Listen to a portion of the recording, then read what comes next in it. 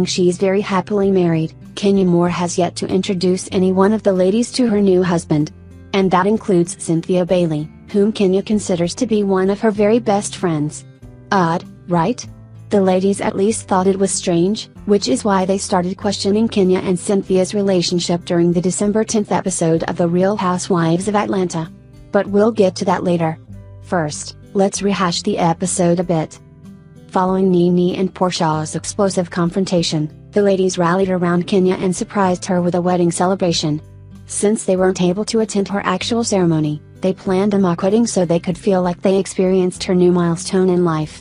But because they have no idea what Kenya's husband looks like, they had her marry a cardboard cutout of a man without a face. It was so stupid that Kenya was actually amused by the whole charade.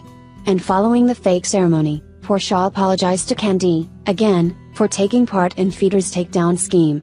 We loved the gesture, but it didn't seem totally sincere.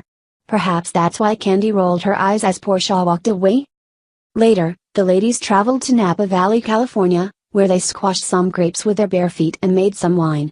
And following that fun activity, the ladies sat down for another meal. Kenya had already left the group, as she had to catch a red-eye flight home for her grandmother's funeral, so the ladies figured it was the perfect time to talk about her marriage. Some questioned whether or not it was even real, and as soon as that happened, Cynthia abruptly left the room. She didn't want to take part in any negative conversations about Kenya. But when she returned to the table, thanks to some persuading by NeNe, the ladies asked her how good her friendship with Kenya really is, considering Kenya hasn't even introduced her husband to Cynthia yet.